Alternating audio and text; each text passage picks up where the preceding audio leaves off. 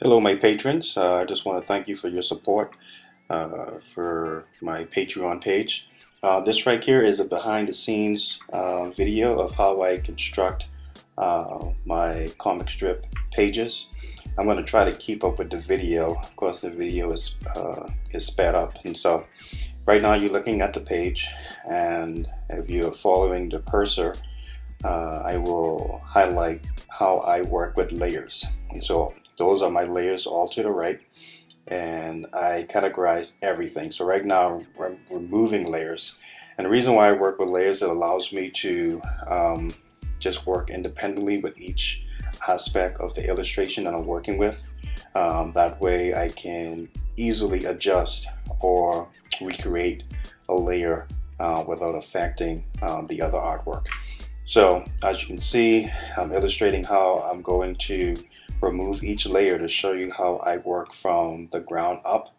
Right now it's just the base colors that you're seeing. I will eventually get to where I start with my sketches. I used to do penciling as well, but for time saving, I just simply sketch, and my sketches are pretty tight. So moving into just sketching and inking means that I have to ensure that my sketch work is pretty finalized, so that I can skip the penciling step and still maintain an illustration that I'll be satisfied with. So this right here is my sketch work. Of course, I create a separate layer for the panels, which you will see momentarily. And again, that just allows me to be more creative and just time saving, and it's just my workflow. I like to create layers for different aspects of my page work.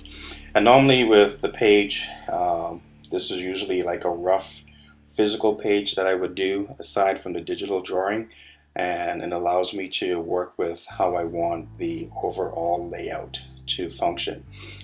So like the top panel, I have a subject matter to the left.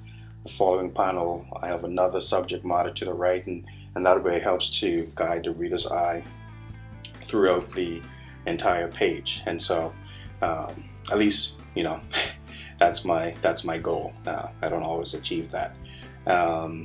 So right here, and again, with this page, I also create my word balloons as well.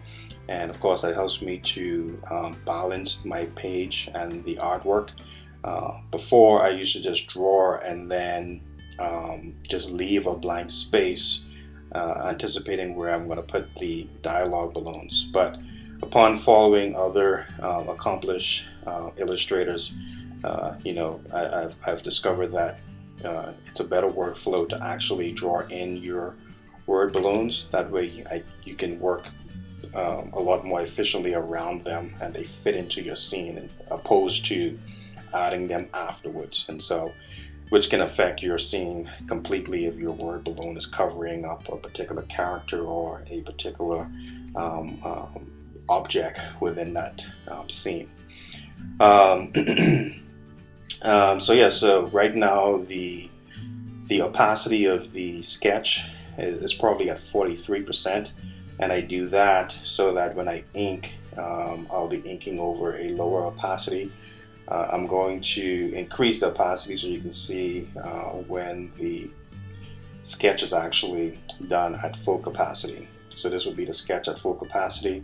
Of course, you can still see construction lines, but apart from that, it's pretty tight.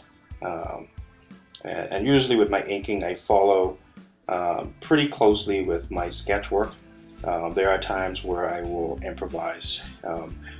If I am doing lettering, and I don't have to be as tight because I can use the software to create numbers and letters for special effects, and of course for the dialogue balloons as well. Now at this point, I am going to decrease the opacity of the sketch, and I will show you the initial inking. Of course, there are certain aspects that are not inked, and those are the word balloons. Again, I create a separate layer for those. That way I can manipulate them individually if I need to. But the base ink of everything else is done, and I'm removing the sketch work. You see the ink work, and then I will add the dialogue balloons as well, so you can see those. And at this point I will begin to add the other layers as well. So as you can see, just the process from the ground up, from sketching to inking to then applying base color for the characters, whether it be their skin tones, hair color, outfits, all of that is done with a base layer. And once the base layer is completed, then I get into more details as far as shading and lighting. In other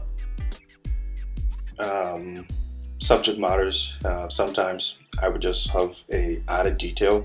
So if I'm doing flooring, I'll add a base layer for the flooring and then add a flooring detail, which would be the grooves if I wanted to be hardwood floors or a tiling floor.